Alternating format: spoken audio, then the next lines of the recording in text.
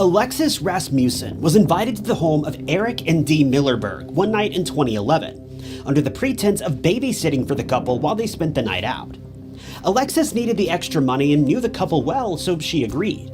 But Eric and Dee had no plans of heading out that evening, and instead subjected Alexis to a night of terror like nothing she could have ever imagined.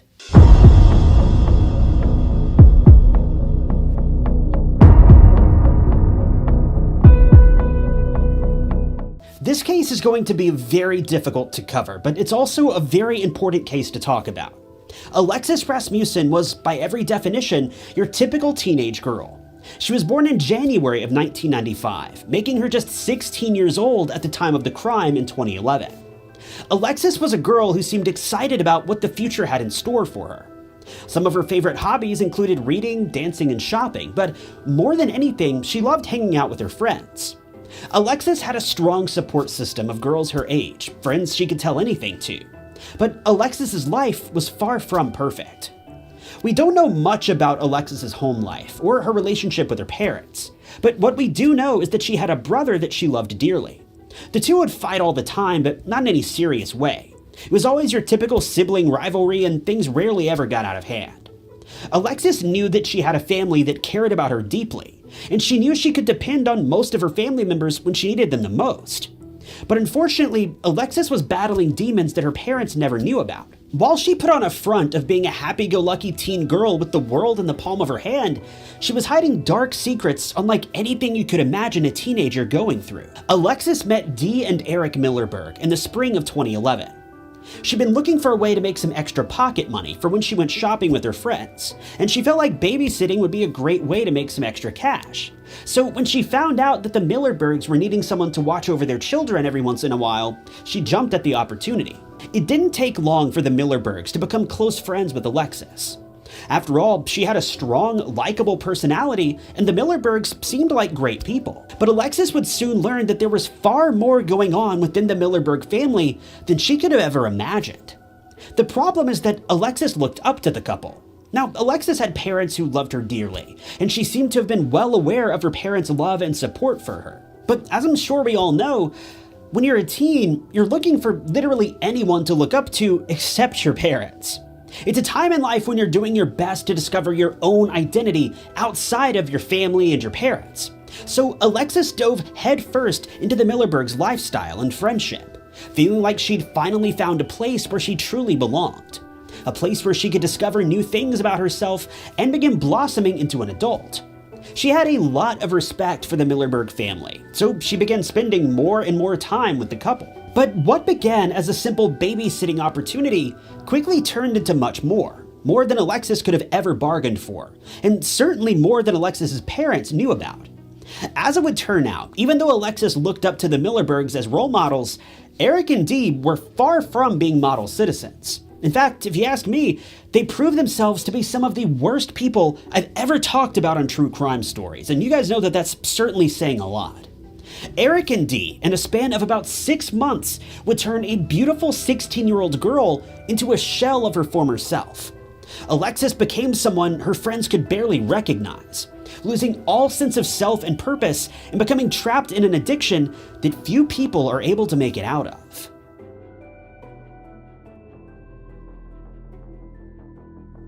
Before I go any further, I need to make one thing clear, that the timeline of events and specifics of this case all come from testimonies given by the perpetrators, not the victim or her family.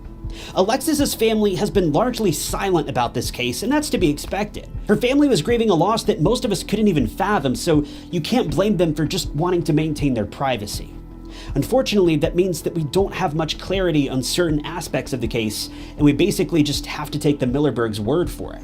So if any of you guys happen to have known Alexis's family or maybe lived in the area where this occurred, then feel free to clarify any details that may be inaccurate in the comments below. But according to the Millerbergs, after Alexis had babysitted for the family a handful of times, their relationship began to grow. Instead of only coming over to babysit, Alexis began coming over just to hang out with the family. It was during one of these visits that the Millerbergs offered Alexis alcohol. Keep in mind, Alexis was only 16 and the legal drinking age in the US is 21. Now, it's no secret that teens often end up finding alcohol at a much younger age anyway, but the Millerbergs openly offered it to Alexis on a regular basis. So she considered their home to be a place to get away from all the rules and regulations of her everyday life. It was a place where she could just hang out and be herself without being judged by everyone around her. Now, I'm sure most of us could get over the idea of alcohol, but the Millerbergs very quickly began upping the ante. Not only were they providing her with alcohol, but they soon began providing her with much harder numbing agents, the kind that you rarely come back from. Now, I'm not talking about the typical stuff that your uncle probably grows in the back of his garden. I'm talking about the stuff that you often hear about in trailer parks and whatnot when someone's house explodes in the middle of the night. The Millerbergs had quickly turned Alexis into an addict, a functioning one, but still an addict nonetheless. In fact, towards the end of her life, Alexis would begin accepting payment in the form of these substances rather than asking the couple for cash. These mind-altering experiences turned an innocent teenage girl into a fragment of the girl that she used to be. And soon enough, things got even worse, if you could possibly imagine such a thing. Now, I'm gonna be very careful how to word this next statement because it's not something most of us need to hear, but it is important in painting an accurate picture of Eric and Dee. I'm sure we all know that when you're married, there are certain aspects of your relationship that you want to keep behind closed doors. But in the Millerberg household, doors were always open, and anyone was allowed to join in. Sometimes it was even encouraged, and Alexis was around for all of this. To call this sickening would be a disservice to children everywhere. This, by all accounts, is maddening, and I can't wrap my head around how broken a human being must have been to be involved in something like this. But the worst is yet to come.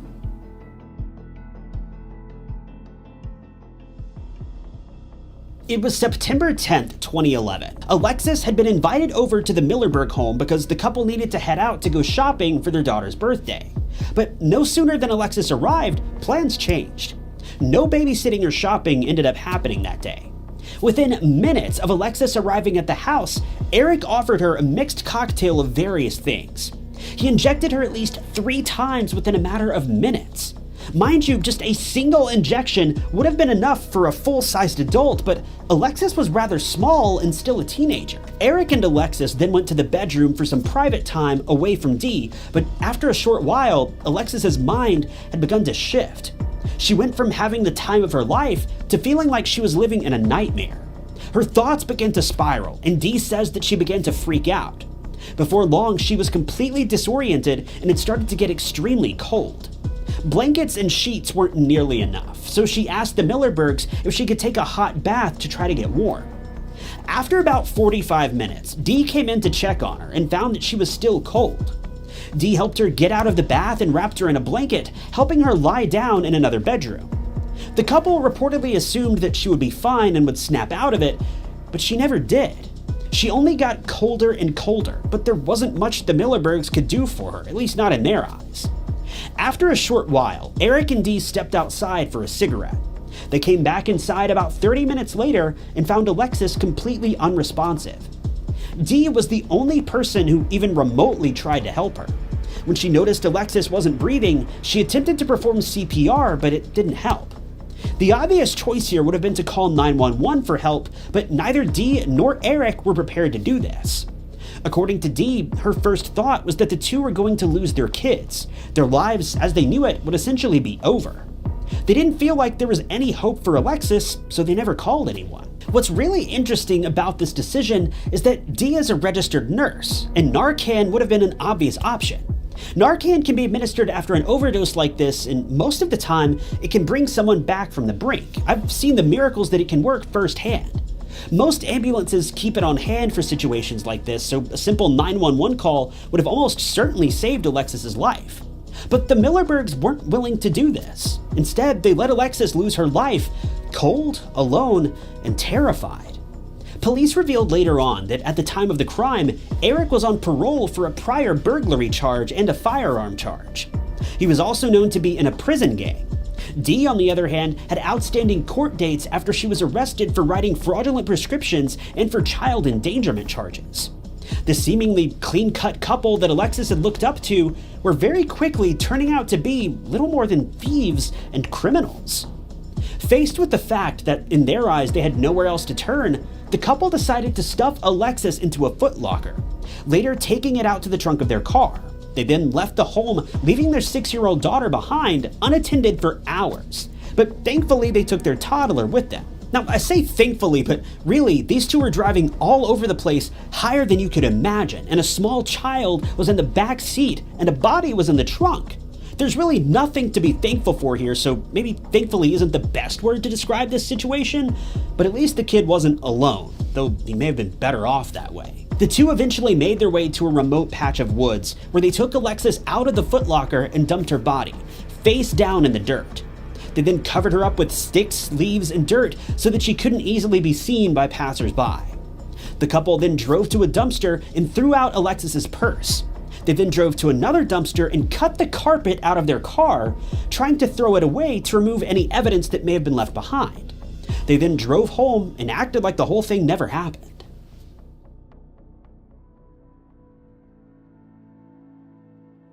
After the couple finished up with one of the most disturbing crimes anyone could imagine, they moved on with their life. Meanwhile, the lives of the Rasmussen family were falling apart from every angle. Alexis's parents desperately waited for her to return home that day, but she never arrived. Obviously, before long, she was reported missing to the police, but there was absolutely no trace of her to be found. I'm not sure if her parents knew that she'd been heading over to babysit for the Millerberg family that day. Reports haven't really suggested where all police may have looked for her, but I would wager that her parents weren't aware of these plans, even though she planned on being out for several hours that day. What we do know is that Alexis had run away from home at least once before. So the family seems to have been operating under the assumption that she was just hiding out somewhere, likely with friends. No one would ever have expected such a heartbreaking scenario would have played out behind the family's back. The truth is, police likely would have never found out the truth if it hadn't been for one man, Eric Smith, also known as Peanut. According to the police, they had no idea that Alexis was in trouble or that she'd gotten involved with the wrong crowd. Peanut was a member of the same prison gang as Eric Millerberg, and there are varying accounts about how Peanut became involved in the crime. One source claims that Peanut was with Eric and Dee when they disposed of the evidence, but another source says that Peanut was simply told about the crime after it had happened. Either way, Alexis had been missing for more than a month. The crime had begun to weigh heavily on Peanut's mind. He knew how desperate Alexis's family must have been, and when he finally came forward, he told police that he wanted to reveal what had happened to Alexis to put her family at ease. He only requested that he be given immunity for keeping the crime a secret for so long, and police agreed to this. When they asked him why he suddenly had a change of heart, Peanut responded with one simple statement, saying, "I also have a 16-year-old daughter." Peanut came clean to the police, revealing every last detail he had ever heard about the case. He even offered to lead police to the dump site. When the police rode out to the patch of woods, he took them directly to the area where Alexis had been left behind, finally bringing this nightmare to an end, at least for investigators. The truth is, for the Rasmussen family, the nightmare had only just begun. Police were quick to track down the Millerbergs, arresting them both and sending them to trial. The court case had a bit of a twist that I, for one, certainly didn't see coming. When Dee was asked about what had taken place that day, she responded that she was willing to open up about everything, but she wanted to be protected from her husband during the trial, and she wanted a lighter sentence in exchange for her cooperation. Her husband, on the other hand, wouldn't say a single word to investigators or detectives. Dee then turned her back on her husband and explained everything, every last detail about the couple's relationship with Alexis, and the events that transpired on that fateful day in September. In exchange for her participation, Dee received a sentence of just 5 years in prison. Eric, on the other hand, didn't get off so lightly. You may be expecting that he was sent to prison for life, but he wasn't. Well, not really anyway. Eric was found guilty of 3 major crimes: homicide, obstruction of justice, and one charge for having relations with Alexis when she was still a teen. Even though Alexis technically consented to it, though she was obviously under the influence of who knows what, so consent is highly debatable. But one of these charges has a sentence of 1 to 15 years. Another has a sentence of up to 5 years, and the final charge has a sentence of 5 years to life. The only problem is that Eric will be eligible for parole in 2046. While this may seem like a long way away, it's not. There isn't a sentence long enough for Eric, and a mere 5 years certainly isn't long enough for Dee either. In fact, Dee has already been released, and she's now a free woman. But the Rasmussen family will never be free. Nothing can ever bring back Alexis, and nothing can ever atone for the nauseating crimes that Eric and Dee committed. Alexis had such a bright and vibrant future ahead of her, but she lost it all because of these pathetic, repulsive monsters.